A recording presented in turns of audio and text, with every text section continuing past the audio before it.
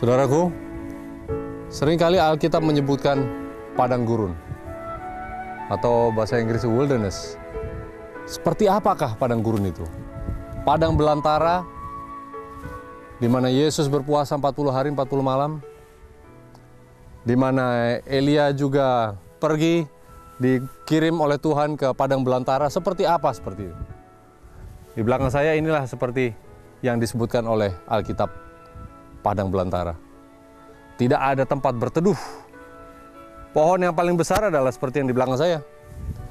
Coba bayangkan kalau kita berteduh dari sengatan matahari. Tidak mungkin. Namun Tuhan mengajarkan pada kita, Alkitab ini berisi cerita-cerita dan perumpamaan-perumpamaan yang sungguh dahsyat.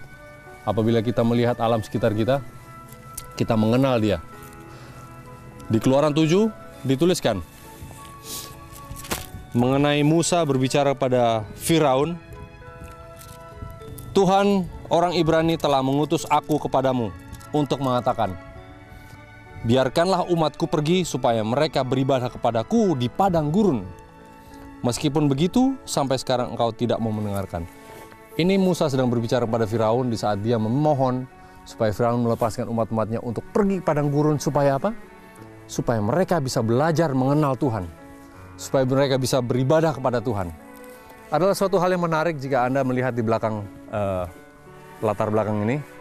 Perjalanan umat-umat Israel dari Mesir ke padang gurun sebenarnya hanya 40 hari.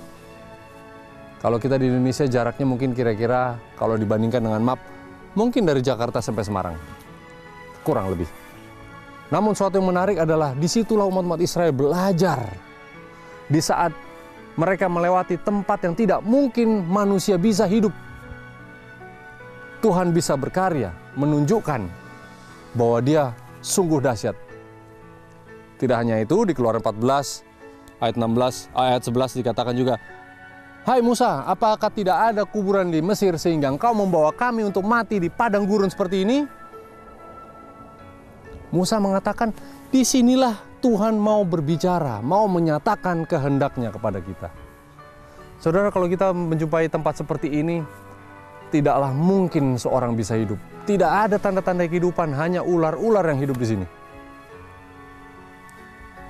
Tidak mungkin, karena sekarang terik matahari ini menunjukkan derajat Celcius kira-kira 38, namun sangat-sangat kering, tidak ada mata air sedikit pun. Tumbuh-tumbuhan ini hanya liar, hanya karena by the grace of God, hanya kasih karunia Tuhan yang membuat ini bisa hidup, tapi hanya untuk menunjukkan pada kita bahwa disinilah Tuhan menuntun umat-umat Israel. Pada siang terik matahari yang menyengat seperti ini, dia mengirimkan tiang awan untuk kita berteduh.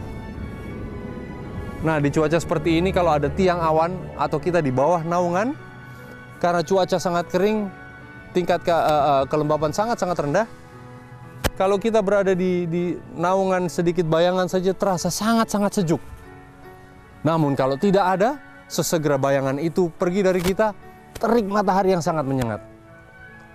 Nah, disinilah kita belajar kasih Tuhan di alam, di mana Tuhan selalu menyatakan bahwa di saat-saat yang tidak mungkin sekalipun, Dia bisa berbicara kepada Anda, menyatakan kuasanya kepada kita, untuk kita bisa lebih percaya kepadanya. Disinilah kita dimungkinkan untuk lebih bisa beribadah kepada Tuhan. Tuhan berkati.